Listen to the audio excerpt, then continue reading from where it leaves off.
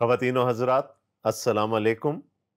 Programme नूर हयात की एक ताज़ा किस्त लेकर आपका मेज़बान डॉक्टर आसिफ जॉन आपकी खिदमत में हाजिर है और आप सबको अपने इस लाउंज में खुशामदीद कहता है। दोस्तों, आप जानते हैं कि इस प्रोग्राम में आजकल हम मुक़द्दस लूका के इंजीली बयान का मुतालिया कर रहे हैं और गुज़श्ता प्रोग्राम में हमने खुदावंद यस्सु मसीह के आज़माइशों के हवाले से तालीम को मुकम्मल किया था। आपको याद होगा कि खुदावंद यस्सु मसीह ने दरियाए उर्दन में यूहन्ना इस्तेबागी के हाथों बपतिस्मा लिया और उस वक़्त दो निशानात ज़ाहिर हुए थे।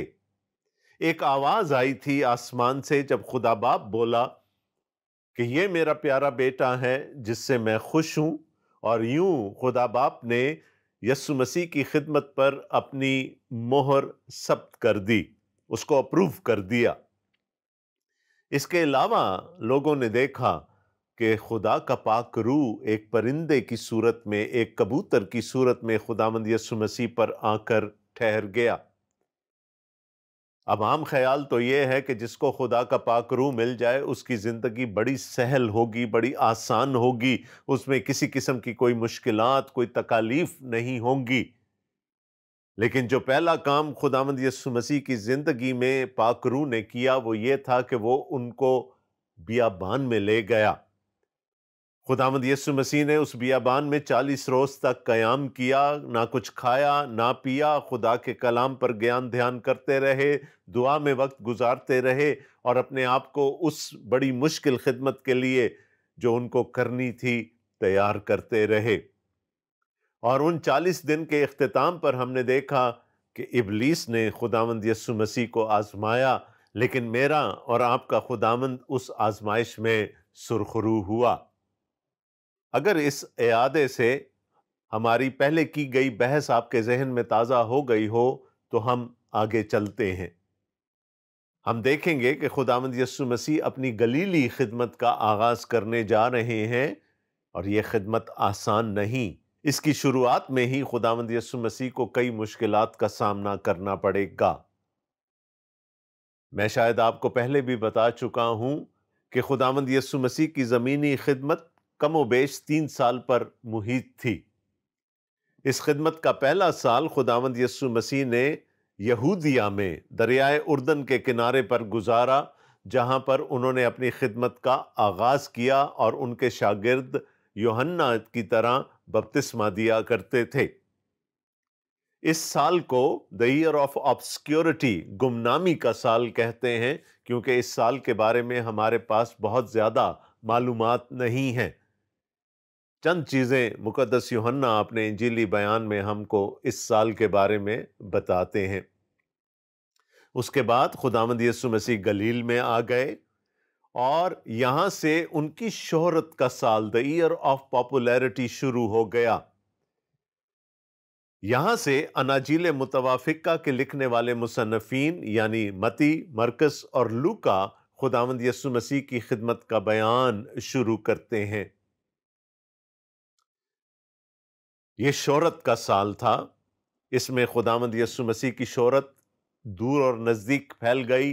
लोग अपने अपने बीमारों को उनके पास लाते रहे। एक भीड़ थी जो खुदावंद यस्सु मसीह के साथ हर वक्त रहती थी। और फिर हम चलते हैं खुदावंद यस्सु मसीह की ज़मीनी खिदमत के तीसरे साल में, जिसको द ईयर ऑफ पैशन कहा जाता है, यानी खुदावंद यस्सु मसीह के दुखों का और उसकी मौत का साल। इसके बारे में आगे चलकर मुकद्दस लूका के इंजीली बयान के 9वें बाब से आगे हम पढ़ेंगे। अब हम जिस बात पर गौर करने जा रहे हैं वो है खुदावंद यस्सु मसीह की गैलीलियन मिनिस्ट्री, यानी उसकी गलील की खिदमत। और हम खुदावंद यस्सु मसीह के खिदमत के दूसरे साल में हैं अब, द ईयर ऑफ पॉपुलैरिटी, जो शोहरत का साल है। मुकद्दस लूका इस खिदमत के बारे में हमें अपने इंजीली बयान के 4थे बाब से बताना शुरू करते हैं। तो आइए देखें कि इसकी 14वीं आयत में मुकद्दस लूका हमें क्या बताते हैं। मुकद्दस लूका का इंजीली बयान, उसका 4था बाब और उसकी 14वीं आयत।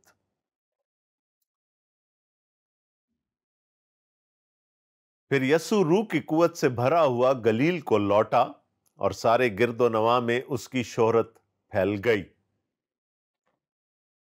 جب ہم یوحنا اصطباغی کی خدمت پر غور کر رہے تھے تو وہاں پر بھی ہم نے دیکھا تھا کہ اس نے اپنی خدمت کو یروشلم سے کافی دور دریائے اردن کے کنارے شروع کیا، جہاں پر ان کو پانی میسر تھا جس میں وہ لوگوں کو بپتسمہ دے سکتے تھے۔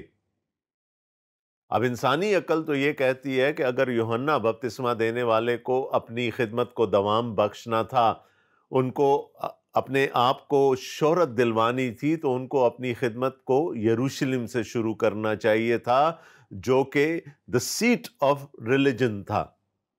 لیکن ہم دیکھتے ہیں کہ یوحنا اصطباغی نے بھی اپنی خدمت کا آغاز یروشلم سے پرے شروع کیا، لیکن اس خدمت میں اتنا دم تھا کہ یروشلم خود اٹھ کر ان کے پاس آ گیا۔ اب یہی بات خداوند یسوع مسیح کے بارے میں بھی کہی جا سکتی ہے۔ لوگ تو یہ ایکسپیکٹ کر رہے ہوں گے نا، ان کی توقع یہ رہی ہوگی کہ مسیح آئے گا تو وہ یروشلم سے اپنی خدمت کا آغاز کرے گا۔ اس زمانے کی ربیوں کی تعلیم یہ تھی کہ جب بھی مسیح آئے گا وہ ہیکل کے کنگرے پر کھڑا ہو کر the highest point in the temple وہاں سے اپنی خدمت کا اعلان کرے گا، اپنے مسیح ہونے کا اعلان کرے گا۔ لیکن ایسا کچھ نہیں ہوا۔ ہاں، ابلیس ضرور ان کو اس کنگرے پر لے گیا، لیکن کسی اور نیت سے۔ خداوند یسوع مسیح نے بھی اپنی خدمت کا آغاز دریائے اردن کے کنارے ہی کیا، یہودیہ کے علاقے میں کیا، لیکن ہم دیکھتے ہیں کہ اب وہ گلیل کے علاقے میں آ گئے ہیں۔ اب گلیل کا علاقہ وہ ہے جس کو کہ یروشلم کے باسی کوئی اچھا نہیں سمجھتے تھے، کیونکہ یہ بالکل ملک فلسطین یا ملک کنعان یا اسرائیل، آپ جو بھی اس کو کہہ لیں، اس کے بارڈر پر واقع تھا۔ اس کے ارد گرد غیر قومیں آباد تھیں، اور جب ایسی سچویشن ہوتی ہے تو آپس میں میل جول ہوتا ہے، مخلوط شادیاں ہوتی ہیں اور لوگ آپس میں مکس ہو جاتے ہیں۔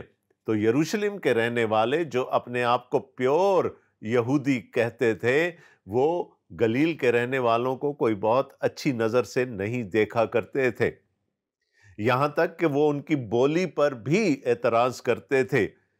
ان کی بولی تھوڑی سی شاید دیہاتی طرز کی ہوگی، اسی لیے ان کی زبان کو بھی اچھا نہیں سمجھا جاتا تھا۔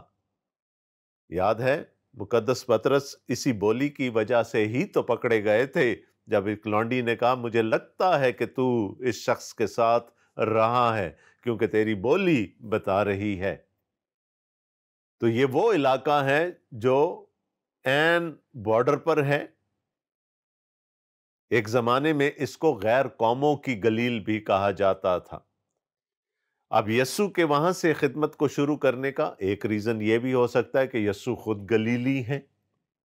یوسف اور مریم دونوں کا تعلق ناصرت سے تھا، دونوں گلیلی تھے، تو یسوع نے بھی سوچا کہ وہ اپنی خدمت کو گلیل ہی سے شروع کریں۔ لیکن بات صرف اتنی نہیں ہے، یہ خدا باپ کا منصوبہ تھا۔ خدا چاہتا تھا کہ جب اس کا بیٹا اس دنیا میں اپنی خدمت کے وسیلے سے شہرت پائے تو وہ گلیل کے علاقے میں سے پائے۔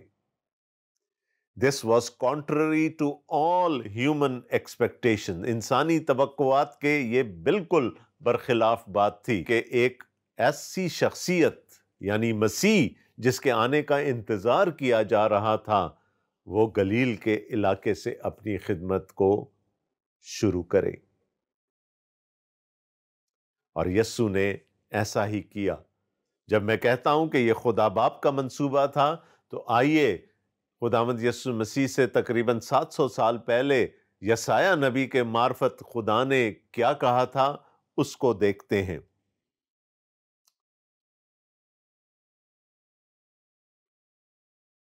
یسایہ نبی کا صحیفہ، اس کا 9واں باب اور اس کی پہلی 4 آیات۔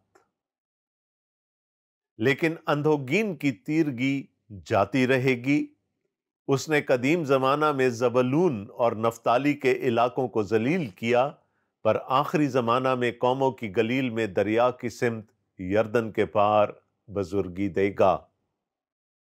کیا لکھا ہے؟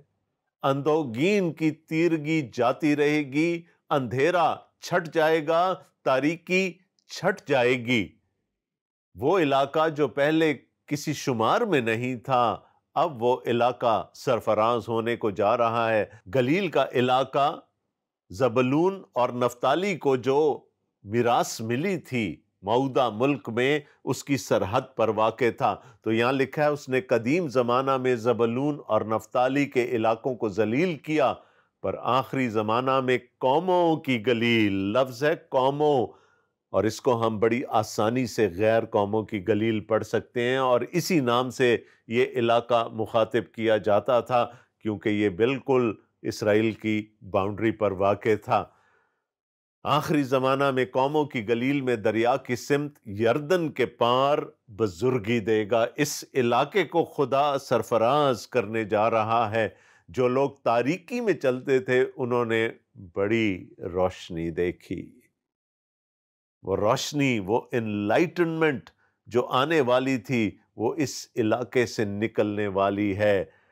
جو موت کے سایہ کے ملک میں رہتے تھے ان پر خدا کا نور چمکا، جن کو لوگ کسی خاطر میں نہ لاتے تھے وہ اب خدا کے نہایت قریب ہو گئے۔ تو نے قوم کو بڑھایا، تو نے ان کی شادمانی کو زیادہ کیا۔ وہ تیرے حضور ایسے خوش ہیں جیسے فصل کاٹتے وقت اور غنیمت کی تقسیم کے وقت لوگ خوش ہوتے ہیں، کیونکہ تو نے ان کے بوجھ کے جوئے اور ان کے کندھے کے لٹ اور ان پر ظلم کرنے والے کے عصا کو ایسا توڑا ہے جیسا مدیان کے دن میں کیا تھا۔ تو خدا باپ تو پہلے ہی بتا چکا تھا کہ جب مسیح آئے گا تو وہ کہاں شہرت پائے گا، وہ نور جو اس دنیا میں آنے کو تھا وہ کہاں سے چمکے گا۔ اس کا فیصلہ تو شاید ازل میں ہی ہو چکا تھا، جس کو یسایہ نبی کے وسیلے سے خدا نے بیان کیا۔ اور پھر ہم دیکھتے ہیں کہ خداوند یسوع مسیح نے گنیسرت کی جھیل یعنی گلیل کی جھیل کے کنارے ایک شہر کو، کفر نحوم کو چن لیا تاکہ وہ وہاں سے خدمت کر سکیں۔ عبرانی میں اس کو کفار نحوم کہتے ہیں۔ نحوم جس کی جڑ نخم ہے اور جس کے معنی امید ہیں، ہوپ۔ تو کفر نحوم کیا ہوا پھر؟ امید کا گاؤں، امید کا شہر۔ تو اس شہر کا نام بھی پہلے سے چن لیا گیا تھا جہاں سے خدا کے لوگوں کی امید آنے والی تھی۔ تو گلیل کا علاقہ ہے، کفر نحوم خداوند یسوع مسیح کی خدمت کا بیس بن گیا، وہاں سے وہ اپنی خدمت کرتے رہے اور یہ خدمت 1 سال تک جاری رہے گی۔ آگے لکھا ہے 15ویں آیت میں، اور وہ ان کے عبادت خانوں میں تعلیم دیتا رہا اور سب اس کی بڑائی کرتے رہے۔ اس بات کی طرف میں نے پچھلے پروگرام کے آخر میں بھی اشارہ کیا تھا کہ اس سے پہلے کہ خدا کا بیٹا اس دنیا میں آتا، خدا نے پورے ملک فلسطین میں عبادت خانوں کا جال بچھا دیا تھا۔ عبادت خانہ جس کو ہم سیناگوگ کہتے ہیں، پرانے عہد نامے کو آپ پڑھیں گے تو کہیں پر بھی سیناگوگز کا یا عبادت خانوں کا ذکر آپ کو نہیں ملے گا۔ یہودی عبادت کا ایک ہی مرکز تھا اور وہ تھی یروشلم کی ہیکل۔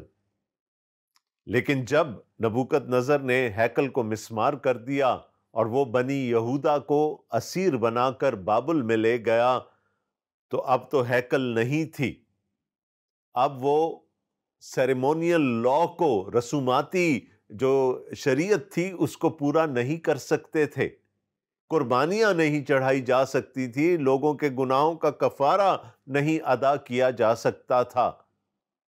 تو جب وہ بابل میں تھے تو انہوں نے عبادت خانوں کی بنیاد رکھی۔ انہوں نے کہا ہم اس رسوماتی شریعت کو تو پورا نہیں کر سکتے، تو آؤ ہم خدا کے کلام پر ہی غور کریں اور یوں سیناگوگز کی ابتدا ہوئی، اور جب یہ بنی یہودا بابل کی اسیری سے واپس آئے تو یہ سیناگوگز کو اپنے ساتھ لے آئے، کیونکہ بہت عرصہ تک ہیکل تعمیر نہیں ہوئی تھی۔ اور خداوند یسوع مسیح کے زمانے تک آتے آتے تقریباً 500 سیناگوگز تھیں پورے ملک فلسطین میں، اور ان میں ایک قدر مشترک تھی کہ ان سب کا دروازہ مشرق کی سمت، ہیکل کی سمت کھلتا تھا۔ اور خداوند یسوع مسیح کے بارے میں لوکا ہمیں بتاتے ہیں کہ وہ ان سیناگوگز میں، ان عبادت خانوں میں تعلیم دیتا رہا۔ ہر عبادت خانے کا ایک منتظم ہوتا تھا جس کو سردار کہا جاتا تھا، ایک چیف ہوتا تھا، وہ ہیکل کا انتظام چلاتا تھا، اور آئٹینرنٹ ریبائز جو تھے، جو ادھر ادھر گھوم پھر کر خدمت کرتے تھے، وہ ربی، وہ جب بھی کسی علاقے میں جاتے تھے تو ان کا وتیرہ یہی ہوتا تھا کہ سبت کے دن جا کر وہ اس شہر کے یا اس گاؤں کے یا اس قصبے کے عبادت خانے میں تعلیم دیں۔ یسوع مسیح کی خدمت بھی آئٹینرنٹ تھی، وہ بھی ایک جگہ سے دوسری جگہ گھومتے رہتے تھے، اس لیے ان کا بھی یہی وتیرہ تھا کہ وہ جہاں پر بھی ہوتے وہ عبادت خانے میں جا کر تعلیم دیا کرتے تھے۔ Jesus was known as a rabbi, وہ ربی کے طور پر، استاد کی طور پر جانے جاتے تھے۔ تو ایک تو گلیل کے علاقے میں خدمت ہو رہی ہے، کفرنہوم اس کا بیس ہے، وہاں سے نکل کر خداوند یسوع مسیح گلیل کے دوسرے علاقوں میں جاتے تھے، وہاں پر وہ عبادت خانوں میں تعلیم دیا کرتے تھے۔ اور ایسے ہی ایک دن وہ اپنے آبائی گاؤں چلے گئے۔ مقدس لوکا ہمیں بتاتے ہیں، اور وہ ناصرت میں آیا جہاں اس نے پرورش پائی تھی، اور اپنے دستور کے موافق سبت کے دن عبادت خانہ میں گیا اور پڑھنے کو کھڑا ہوا۔ اور یسایہ نبی کی کتاب اس کو دی گئی، اور کتاب کھول کر اس نے وہ مقام نکالا جہاں یہ لکھا تھا۔ تو اپنی گلیل کی خدمت کے دوران جہاں خداوند یسوع مسیح مختلف شہروں میں، مختلف قصبوں میں، مختلف دیہات میں جاتے تھے، وہ اپنے آبائی گاؤں چلے گئے، اور وہاں جا کر بھی انہوں نے یہ نہیں کیا کہ میں تھوڑے دن چھٹی منا لوں، میں تھوڑے دن آرام کر لوں۔ جب سبت کا دن آیا تو وہ عبادت خانے میں گئے اور تعلیم دینا چاہی۔ اب ہر عبادت خانے کا ایک سکیجول ہوتا تھا جو کہ اس کا سردار متعین کرتا تھا کہ کون سے سبت پر کون سا حوالہ پڑھا جائے گا، کس کلام کے حصے پر غور کیا جائے گا۔ اٹ واز سارٹ آف اے لیکشنری، جس طرح آج ہم لیکشنری یا تلاوت نامہ دیکھتے ہیں، اسی طور سے ان کا بھی اپنا ایک سکیجول ہوتا تھا۔ اور دیکھیں کہ خداوند یسوع مسیح جب اس عبادت خانے میں گئے تو ان کو یسایہ نبی کا صحیفہ دیا گیا، اور شاید جو آیات ان کو بتائی گئیں پڑھنے کے لیے وہ ان کی زندگی پر لاگو ہوتی تھیں، یعنی کہ وہ آیات میسیانک یا مسیحائی تھیں۔ اب دستور یہ تھا کہ خدا کا کلام کھڑے ہو کر پڑھا جاتا تھا احتراماً، اور اس کے بعد جو بھی ربی ہوتا تھا یا جو بھی استاد وہاں پر ہوتا تھا، کوئی بھی فقیہ، کوئی فریسی جو بھی تعلیم دینا چاہتا تھا وہ بیٹھ کر تعلیم دیا کرتا تھا۔ خداوند یسوع مسیح نے بھی ایسا ہی کیا۔ جب وہ خدا کا کلام پڑھ چکے یسایہ نبی کے صحیفے سے، تو انہوں نے اس کتاب کو بند کیا، اس طمار کو بند کیا اور سردار کے حوالے کیا اور تعلیم دینے کے لیے بیٹھ گئے۔ وہ آیات جو انہوں نے پڑھی وہ یسایہ نبی کے صحیفے کے 61ویں باب سے لی گئی تھیں۔ آئیے دیکھتے ہیں خداوند یسوع مسیح نے کیا پڑھا۔ خداوند کا روح مجھ پر ہے، اس لیے کہ اس نے مجھے غریبوں کو خوشخبری دینے کے لیے مسح کیا۔ اس نے مجھے بھیجا ہے کہ قیدیوں کو رہائی اور اندھوں کو بینائی پانے کی خبر سناؤں، کچلے ہوئوں کو آزاد کروں اور خداوند کے سال مقبول کی منادی کروں، پھر وہ کتاب بند کر کے اور خادم کو واپس دے کر بیٹھ گیا، اور جتنے عبادت خانہ میں تھے سب کی آنکھیں اس پر لگی تھیں۔ یسایہ نبی کے صحیفے کے 61ویں باب کی پہلی 2 آیات خداوند یسوع مسیح نے تلاوت کی، اور شاید دوسری آیت پوری بھی نہیں پڑھی۔ آئیے دیکھتے ہیں کہ یسایہ ان آیات کو کیسے بیان کرتے ہیں۔ یسایہ 61 پہلی اور دوسری آیات۔ خداوند کا روح مجھ پر ہے، کیونکہ اس نے مجھے مسح کیا تاکہ حلیموں کو خوشخبری سناؤں۔ اس نے مجھے بھیجا ہے کہ شکستہ دلوں کو تسلی دوں، قیدیوں کے لیے رہائی اور اسیروں کے لیے آزادی کا اعلان کروں، تاکہ خدا کے سال مقبول کا اور اپنے خدا کے انتقام کے روز کا اشتہار دوں اور سب غمگینوں کو دلاسا دوں۔ خداوند یسوع مسیح نے دوسری آیت پوری نہیں پڑھی، انہوں نے اس کو یہاں لا کر ختم کر دیا تاکہ خدا کے سال مقبول کا اشتہار دوں، اس کا اعلان کروں، اور بات کو یہاں پر ختم کر دیا۔ کیونکہ جب وہ ان آیات کی تفسیر کرنے بیٹھے تھے تو انہوں نے یہ کہا کہ آج تمہاری نظر میں خدا کا یہ کلام پورا ہو گیا ہے، یعنی وہ مسیح جس کو آ کر ان باتوں کو پورا کرنا تھا، وہ مسیح آ گیا ہے۔ خدا نے کہا تھا کہ جب وہ مسیح آئے گا تو وہ کیا کرے گا؟ وہ حلیموں کو خوشخبری دے گا۔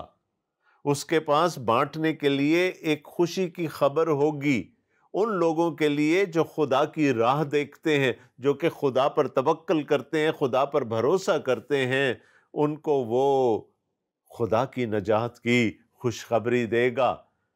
اس نے مجھے بھیجا ہے کہ شکستہ دلوں کو تسلی دوں۔ اس کا کلام تسلی کا کلام ہوگا، لیکن ان کے لیے جو شکستہ دل ہوں گے، جو کہ صبر سے خدا کے آنے کی اور مسیح کے آنے کی راہ دیکھتے ہوں گے۔ قیدیوں کے لیے رہائی اور اسیروں کے لیے آزادی کا اعلان کروں۔ وہ بنی نوع انسان جو کہ صدیوں سے گناہ کی غلامی میں، ابلیس کی غلامی میں ہے، قید کاٹ رہی ہے، ان کو آزاد کرنے کا اعلان کروں، تاکہ خدا کے سال مقبول کی منادی کروں۔ خداوند یسوع مسیح نے بات کو یہاں پر ختم کر دیا۔ دیکھیں، نبوت کو سمجھنا تھوڑا سا مشکل کام ہوتا ہے۔ جب ایک نبی نبوت کرتا ہے تو کئی دفعہ وہ زمانوں کا ادراک نہیں رکھتا کہ کون سی نبوت کس زمانے میں جا کر پوری ہوگی۔ اب میں اور آپ تو جانتے ہیں کہ خداوند یسوع مسیح کی پہلی آمد ہو چکی، اب ہم ان کی دوسری آمد کا انتظار کر رہے ہیں۔ پہلی آمد میں وہ خوشخبری دینے کے لیے آئے تھے، وہ آزادی کا پیغام، وہ نجات کا پیغام دینے آئے تھے، لیکن یسایہ نبی جس خدا کے سال مقبول کا ذکر کر رہے ہیں، یہ تب ہوگا جب خداوند یسوع مسیح کی دوسری آمد ہوگی، کیونکہ یہاں پر لکھا ہے تاکہ خدا کے سال مقبول کا اور اپنے خدا کے انتقام کے روز کا اشتہار دوں۔ جب خداوند یسوع مسیح خوشخبری سنانے نہیں بلکہ عدالت کرنے کے لیے آئیں گے، انتقام ہوگا، عدالت ہوگی، لوگوں کو سزا ہوگی، لیکن خدا کے برگزیدہ بچا لیے جائیں گے۔ تو اگر خداوند یسوع مسیح اس آیت کو پورا پڑھ دیتے تو وہ یہ نہیں کہہ سکتے تھے کہ آج یہ نوشتہ تمہاری نظروں میں پورا ہوا ہے۔ وہ اپنی پہلی آمد میں ہیں۔ پہلی آمد میں ان کو عدالت نہیں کرنی تھی، پہلی آمد میں ان کو خوشخبری سنانی تھی۔ اس لیے خداوند یسوع مسیح نے اس آیت کو، اس بیان کو، اس تلاوت کو وہیں روک دیا، اور اس کے بعد پھر انہوں نے کتاب بند کی اور اس کو سردار کے حوالے کیا اور اس کی تفسیر کرنے کو بیٹھے، اور کہنے لگے، وہ ان سے کہنے لگا کہ آج یہ نوشتہ تمہارے سامنے پورا ہوا۔ جس مسیح کا تم انتظار کر رہے تھے وہ مسیح آ چکا، وہ مسیح میں ہوں۔ اور لکھا ہے اور سب نے اس پر گواہی دی اور ان پرفضل باتوں پر جو اس کے منہ سے نکلتی تھی تعجب کر کے کہنے لگے، کیا یہ یوسف کا بیٹا نہیں؟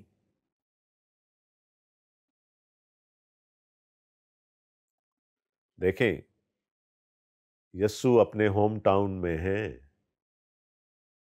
سب لوگ ان کو جانتے ہوں گے۔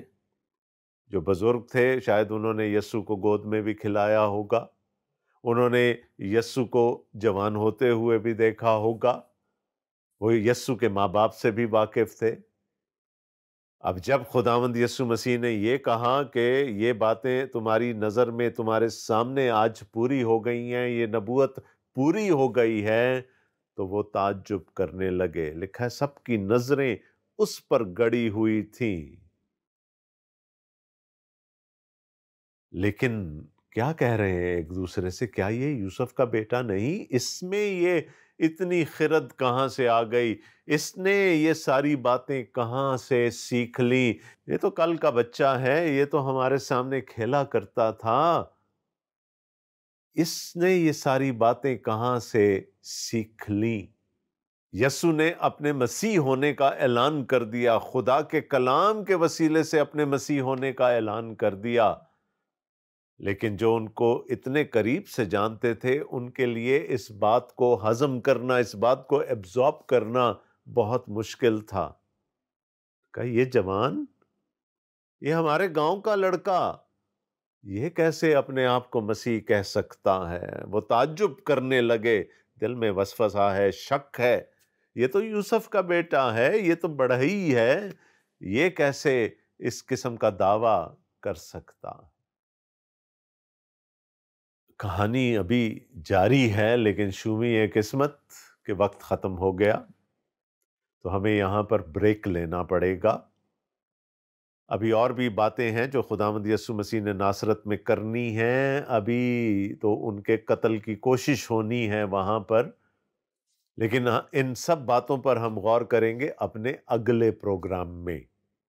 تو دیکھنا نہ بھولیے گا پروگرام نور حیات کی اگلی قسط، اور تب تک میری دعا ہے کہ خدا تعالیٰ ہم سب کو اپنے حفظ و امان میں رکھے، اپنی پناہ میں رکھے، اور ہمیں توفیق دے کہ اس کے کلام کو جیسا وہ ہے اسی طور سے سمجھ سکیں اور اس کو اپنی زندگیوں میں ایبزارب کر سکیں اور اس پر عمل کر سکیں۔ آمین۔ اپنے میزبان ڈاکٹر آصف جان کو اس کے لاؤنج سے اجازت دیجیے گا۔ خدا حافظ۔